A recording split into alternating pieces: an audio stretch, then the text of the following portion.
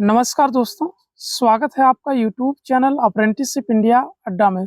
दोस्तों, रेलवे की तरफ से एक और नई अप्रेंटिसशिप का नोटिफिकेशन रिलीज कर दिया गया है। आईसीएफ चेन्नई यानी इंटीग्रल कोच फैक्ट्री चेन्नई की तरफ से आईटीआई और नॉन आईटीआई कैंडिडेट के लिए यहाँ पर अप्रेंटिसशिप का नोटिफिकेशन रिलीज कर दिया गया है। इसी के बारे में इस वीडियो में डिटेल वाइज डिस्कस करने वाले हैं। Eligibility condition, application process, selection process क्या क्या रखा है गाइस। इससे पहले अगर आप अभी तक यूट्यूब चैनल को सब्सक्राइब नहीं किया तो सब्सक्राइब कर लीजिएगा। वीडियो देखा तो वीडियो को लाइक और शेयर कीजिएगा। दोस्तों फाइनली हम आ चुके हैं इंटीग्रल कोच फैक्ट्री चेन्नई की ऑफिशियल वेबसाइट पे। ये एक प्रोडक्शन यूनिट है, मिनिस्ट्री ऑफ रेलवे के अंतर्गत काम करती है। यहीं से अप्रेंटिसशिप का नोटिफिकेशन रिलीज कर दिया गया है। इसका पूरा डिटेल वाइज इस वीडियो में डिस्कस करेंगे फुल नोटिफिकेशन के साथ। तो आप जैसे इसको नीचे इस वेबसाइट पे आएंगे तो आपको यहीं पर ऊपर देख सकते हैं, यहाँ पर इंटीग्रल कोच फैक्ट्री चेन्नई की तरफ से ये नोटिफिकेशन किया गया है। आप नीचे स्क्रॉल करेंगे तो आपको यहाँ पर देखने को मिल जाएगा।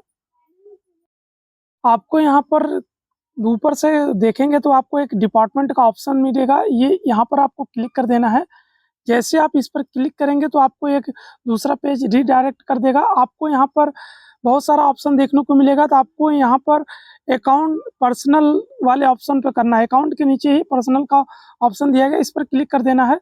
इसके बाद आपको वेलकम टू पर्सनल ब्रांच करके न्यू साइट का पर्सनल ब्रांच आईसीएफ करके देखने को मिलेगा। आपको इस पर क्लिक कर देना है।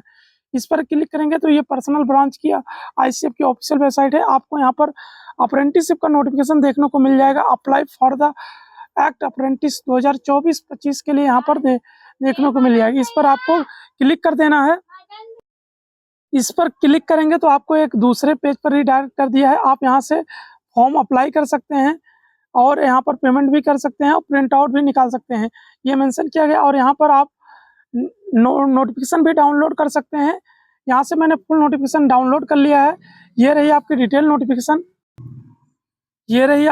Notification. Integral coach factory Chennai की तरफ से यहाँ पर ये नोटिफिकेशन पब्लिश किया गया है।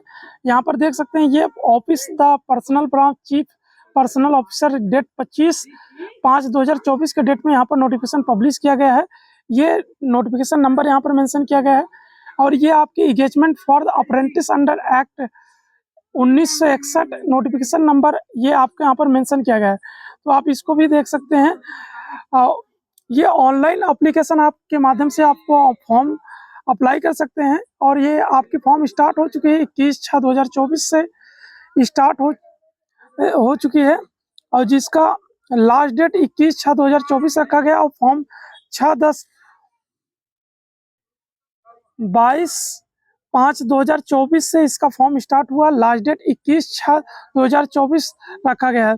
जो भी एलिजिबल है जरूर अप्लाई कीजिएगा, क्योंकि आप लोग जानते होंगे जो रेलवे से अप्रेंटिसशिप करता है उसको रेलवे लेवल 1 के पोस्ट पर यानी ग्रुप सी या ग्रुप डी की जो पोस्ट होती है उसमें बहुत सारा बेनिफिट देखने को मिलता है आगे चल के। तो आप यहाँ पर अप्लाई कर सकते हैं। यहाँ पर फ्रेशर और ना आईटीआई कैंडिडेट यहाँ पर अप्लाई कर सकते हैं। तो यहाँ पर देख सकते हैं आईटीआई के लिए भी यहाँ पर मौका दिया गया है और फ्रेशर कैंडिडेट के लिए। कारपेंटर के लिए यहाँ पर देखेंगे तो यहाँ पर फ्रेशर के लिए टोटल 40 पोस्ट है और जो नॉन आईटीआई कैंडिडेट है उनके लिए भी यहाँ पर मौका दिया गया है। और आईटीआई कैंडिडेट के लिए यहाँ पर 50 पोस्ट है और टोटल वैकेंसी यहाँ पर अगर दोनों को मिला के देखेंगे तो यहाँ पर टोटल 670 पोस्ट आईटीआई के लिए है और यहाँ पर 320 पोस्ट नॉन आईटीआई कैंडिडेट के लिए है। और यहाँ पर इलेक्ट्रीशियन के लिए 40 है और इलेक्ट्रीशियन आईटीआई के लिए यहाँ पर 160 पोस्ट है और फिटर के लिए यहाँ पर 80 है और फ्रेशर के लिए और आईटीआई के लिए 180 है और मशीनिस्ट के लिए यहाँ पर 40 है फ्रेशर के लिए और आईटीआई के लिए 50 और पेंटर के लिए 40 है फ्रेशर और आईटीआई के लिए 50 और वेल्डर के लिए यहाँ पर 80 है फ्रेशर और आईटीआई के लिए 180 पोस्ट यहाँ पर निकाला गया। टोटल वैकेंसी यहाँ पर दिया गया है 320 फ्रेशर और 670 आईटीआई के लिए यहाँ पर निकाली। उसके बाद नॉन आईटीआई में फ्रेशर में और यहाँ पर निकाला गया डीएमएलटी रेडियोलॉजी और डीएमएलटी पैथोलॉजी यानी मेडिकल से रिलेटेड अगर आप हैं, अगर आपको अपनी कैरियर में मेडिकल से रिलेटेड या फिजिक्स केमिस्ट्री बायो से आपने 12 पास किया है तो आप यहाँ पर अप्लाई कर सकते हैं। आप मेडिकल फील्ड में अपनी यहाँ पर स्किल्ड को बढ़ा सकते हैं और यहाँ पर बहुत सारा अपॉर्चुनिटीज़ रेलवे हॉस्पिटल में निकलती है जो आपको यहाँ पर आगे चल के बेनिफिट मिलेगा। जो DMLT यानी मेडिकल लाइबिलिटी टेक्नीशियन के लिए यहाँ पर निकली है। रेडियोलॉजी के यहाँ पर टोटल 5 पोस्ट है और मेडिकल लाइबिलिटी टेक्नीशियन पैथोलॉजी के लिए यहाँ पर टोटल 5 पोस्ट है। टोटल 10 पोस्ट यहाँ पर फ्रेशर के लिए निकाली गई है तो आप अप्लाई कर सकते हैं। इसके बाद आप नीचे स्क्रॉल करेंगे तो यहाँ पर जो किसी प्रकार की अगर आपको दिक्कत है तो आप इस नंबर पर कांटेक्ट कर सकते हैं जो यहाँ पर सुबह 9:30 से आप यहाँ पर शाम को 5:30 तक आप यहाँ पर बात कर सकते हैं जो यहाँ पर मेंशन किया गया है। और जो वीकली ऑफ रहता है वहाँ पर आपको 12 बजे तक सैटरडे तक आप बात कर सकते हैं, 12:25 तक। तो ये हेल्पलाइन नंबर है और इसमें आपको कैसे फॉर्म अप्लाई करना है उसके बारे में भी लिंक डिस्क्रिप्शन बॉक्स में दे दिया हूँ, आप वहाँ से अप्लाई कर सकते हैं। और यहाँ पर जो रेलवे बोर्ड का लेटर है उसके अनुसार यहाँ पर मेंशन किया गया है आप नियरेस्ट एम्प्लॉयमेंट एक्सचेंज ऑफिस में रजिस्ट्रेशन किया होना चाहिए, यानी सेवा योजना कार्यालय में आपका रजिस्ट्रेशन होना चाहिए। और SC ST कैंडिडेट की ओरिजिनल सर्टिफिकेट होना चाहिए और ITI सर्टिफिकेट आपके पास होना चाहिए। और वार्ड रेलवे एम्प्लॉय हैं तो आपको उसका सर्टिफिकेट देना होगा। इसके बाद आप यहाँ पर जो तमिलनाडु के कैंडिडेट हैं वो अप्लाई कर सकते हैं, उनको प्रेफरेंस दिया जाएगा। अदर कैंडिडेट के लिए यहाँ पर कोई प्रेफरेंस नहीं है। तो आप लोग एज की कंडीशन जो यहाँ पर मेंशन किया गया है वो 21/6/2024 यानी लास्ट डेट पर आपकी एज की कैलकुलेशन की जाएगी। तो आप यहाँ पर ITI कैंडिडेट के लिए 15 से 24 ईयर के कैंडिडेट अप्लाई कर सकते हैं। नॉन ITI के लिए यहाँ पर 15 से 22 ईयर के कैंडिडेट अप्लाई कर सकते हैं।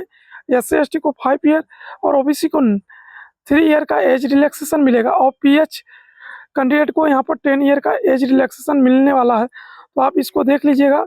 इसके लिए आपको SC ST हैं तो आपको सर्टिफिकेट सेंट्रल गवर्नमेंट के फॉर्मेट में और OBC नॉन क्रीमिलियर के कैंडिडेट है तो आपको सेंट्रल गवर्नमेंट के फॉर्मेट पर आपको कास्ट सर्टिफिकेट होना चाहिए। अब मिनिमम एजुकेशनल क्वालिफिकेशन के बारे में बात करें तो आपको ITI है तो ITI के लिए आपको फिटर इलेक्ट्रीशियन है तो आपको यहाँ पर फिटर इलेक्ट्रीशियन के लिए आपको 10वीं पास हो 50% मार्क्स के साथ और इक्विवेलेंट 10+2 सिस्टम की रिकॉर्डिंग होना चाहिए। और या तो आपके पास इक्विवेलेंट सर्टिफिकेट है प्लस आपके पास नेशनल ट्रेड सर्टिफिकेट या स्टेट सर्टिफिकेट है तो 1 ईयर का तो अप्लाई कर सकते हैं। एवं यानी आपको अगर NCVT अगर SCVT सर्टिफिकेट है तो आप अप्लाई कर सकते हैं, कोई दिक्कत नहीं होने वाली है। इसके बाद आगे इन्होंने बताया कारपेंटर या बिल्डर ट्रेड के लिए यहाँ पर बोला गया है और पेंटर के लिए आपके पास 10th पास हो मिनिमम 50% मार्क्स के साथ प्लस आपके पास 10+2 सिस्टम की रिकॉर्डिंग होना चाहिए प्लस आपके इक्विवेलेंट सर्टिफिकेट है तो भी आप अप्लाई कर सकते हैं और प्लस आपके पास नेशनल ट्रेड सर्टिफिकेट होना चाहिए रिलेटेड ट्रेड में और स्टेट सर्टिफिकेट ट्रेड का सर्टिफिकेट है तो भी आप अप्लाई कर सकते हैं, कोई दिक्कत नहीं होने वाली है। और आपकी यहाँ पर अप्रेंटिस बताया गया कि आपकी 1 ईयर की ट्रेनिंग होने वाली है। इसके बाद आगे इन्होंने पासा यानी जो कोपा से ITI करते हैं उनके लिए यहाँ पर बोला गया है कि आप पासा वाले पोस्ट पर अप्लाई कर सकते हैं। इसमें भी आपके पास 10th पास है 50% मार्क्स के साथ तो प्लस आपके पास ITI का सर्टिफिकेट होना चाहिए कोपा ट्रेड में यानी computer operator and programming assistant में तो आप अप्लाई कर सकते हैं। आपके पास SCVT है या NCVT है तो भी आप अप्लाई कर सकते हैं, कोई दिक्कत नहीं होने वाली। यहाँ पर मेंशन किया गया है 1 ईयर क्या होना चाहिए आपकी अप्रेंटिसशिप होगी। उसके बाद फ्रेशर कैंडिडेट के लिए यहाँ पर बोला गया यानी जो नॉन ITI कैंडिडेट हैं उनके लिए मेंशन किया गया है कि आपके अगर फिटर इलेक्ट्रीशियन मशीनिस्ट के लिए अप्लाई कर रहे हैं तो आपके पास 10वीं पास हो 50% मार्क्स के साथ प्लस आपके पास साइंस और मैथ में होना चाहिए, वो भी 10+2 सिस्टम के रिगार्डिंग या इक्विवेलेंट है। तो 2 ईयर के लिए आप अप्लाई कर, आपकी ट्रेनिंग होने वाली है अप्रेंटिसशिप। और कारपेंटर और पेंटर के लिए अप्लाई कर रहे हैं तो आपके पास यहाँ पर 10वीं पास हो, 10+2 सिस्टम के रिगार्डिंग और 50% मार्क्स होने चाहिए 10वीं में, तो आप अप्लाई कर सकते हैं। आपकी यहाँ पर 2 ईयर की अप्रेंटिसशिप होने वाली है। बिल्डर के लिए अप्लाई करने वाले हैं तो आप 10वीं पास हो, 50% मार्क्स के साथ मिनिमम, या 10+2 सिस्टम के रिगार्डिंग, तो आपकी अप्रेंटिसशिप यहाँ पर जो होगी 1 ईयर 3 मंथ की होने वाली है।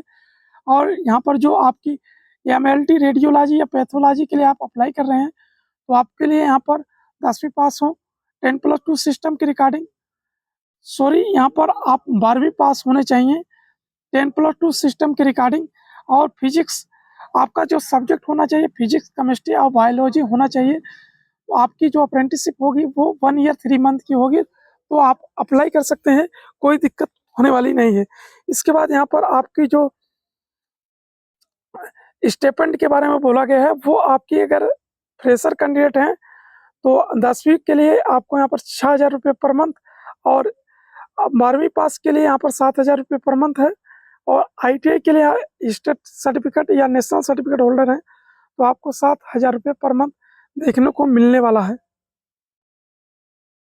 फॉर्म स्टार्ट हो चुका है। आप फॉर्म 22/5/2024 से 21/6/2024 तक फॉर्म अप्लाई कर सकते हैं। ये ICF की जो वेबसाइट दिया गया लिंक डिस्क्रिप्शन में दे दिया हूँ, आप वहाँ से अप्लाई कर सकते हैं। इसके बाद आपको जो रजिस्ट्रेशन करना है वो अच्छे प्रॉपर से कर लेना है। उसके बाद आपको लॉगिन करना है, और यहाँ पर आपको एक SMS के द्वारा आपको रजिस्ट्रेशन नंबर भी भेज दिया जाएगा। और यहाँ पर सिलेक्शन प्रोसीजर के बारे में बात करें तो टोटली आपकी मेरिट बेस पर होने वाली है। यहाँ पर बोला गया है कि आपकी जो obtained in the x standard, यानी आपकी जो 10वीं का मार्क्स है उसके आधार पर होने वाली है। यहाँ पर टोटली आपकी 10वीं के मेरिट बेस पर आपका सिलेक्शन होने वाला है, कोई एग्जाम नहीं होने वाला है, तो आप यहाँ पर अप्लाई कर सकते हैं। और यहाँ पर आप लोग को जो ITI है और नॉन ITI सभी को यहाँ पर मेरिट बेस पर 10वीं के आधार पर किया जाएगा। तो आपको कुछ नहीं करना है, फॉर्म सिंपली आपको फॉर्म अप्लाई कर देना है, और उसके बाद आप लोग को डायरेक्ट अगर आपका सिलेक्शन होता है तो आपको वहाँ से आपको ईमेल के माध्यम से सूचित कर दिया जाएगा। और यहाँ पर आप लोग को एक एप्लीकेशन फीस देनी है जो 100 रुपीज़ की है, जो यहाँ पर मेंशन किया गया है, वो आप लोग इसको देख लीजिएगा। यहाँ पर बोला गया है कि आपके पास 100 रुपीज़ का जो फीस है वो, और प्लस आपको GST चार्ज जो लगेगी, सर्विस चार्ज वगैरह, सो वो आपको यहाँ पर देना होगा। और SC ST PWD कैंडिडेट या वोमेन कैंडिडेट हैं तो आपको कोई भी फीस पेड नहीं करने हैं, केवल सिंपली आपको फॉर्म सबमिट कर देना है। तो ऑनलाइन के माध्यम से आपको पेमेंट करना है, तो आप इसको पेमेंट कर दीजिएगा। फिर भी अगर आपको कोई भी डाउट है तो कमेंट बॉक्स में मेंशन कीजिएगा, टोटली आपकी हेल्प एंड रिप्लाई की जाएगी। धन्यवाद। Keep in touch.